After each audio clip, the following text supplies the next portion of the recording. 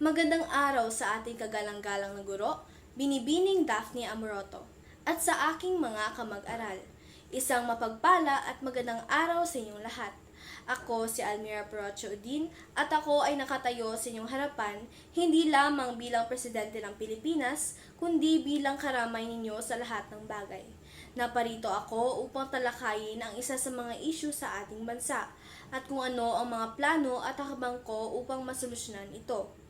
Ayon sa ating pambansang bayani na si Dr. Jose Rizal, ang kabataan ang pag-asa ng bayan.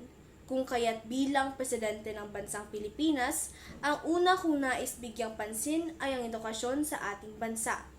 Ang edukasyon ay mahalaga sa bawat Pilipino dahil ito ay nagsisilbing instrumento upang magkaroon tayo ng kaalaman sa mga bagay-bagay. Kung kaya't sa panahon ng aking termino bilang presidente ng Pilipinas, sisiguraduhin ko na ang lahat ng mga batang Pilipino ay makakuha ng edukasyon na nararapat sa kanila. Iibahin ko rin ang basic education curriculum ng bansa kung saan mas nakatuon ito sa pagtuturo ng kagandahang asal sa mga kabataan. Sapagkat napakahalaga na bata pa lamang sila ay natuturuan na sila kung paano maging isang mabuting mamamayan at kung paano mahalin at respetuhin ang kapwa. Naniniwala rin ako na walang saysay ang edukasyon kung ang ugali at pagmamahal at pagrespeto sa kapwa ay nawawala.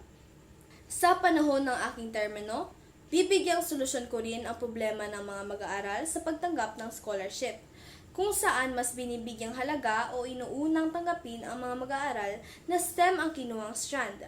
Ang pagbibigay prioridad lamang sa isang strand ay hindi nag-uudyok sa mga mag-aaral na ituloy o sundin ang nais silang propesyon o career, sapagkat mas maraming oportunidad sa kabilang strand.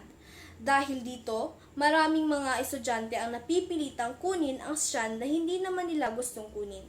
Kung kaya't nararapat lamang na mabigyan ng pantay na oportunidad ang bawat mag-aaral upang matulungan silang abutin ang kanilang mga pangarap.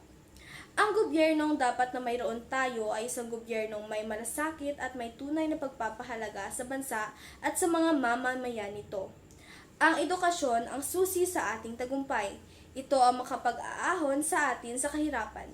Handa akong gamitin ang aking sarili bilang instrumento upang mas mapunlad at mas masolusyonan ang mga problema sa ating bansang pinakamamahal. Tayo'y mag-isa at kumilos ng magkasama upang makamit natin ang kinabukasan na matagal na nating inaasam. Maraming salamat.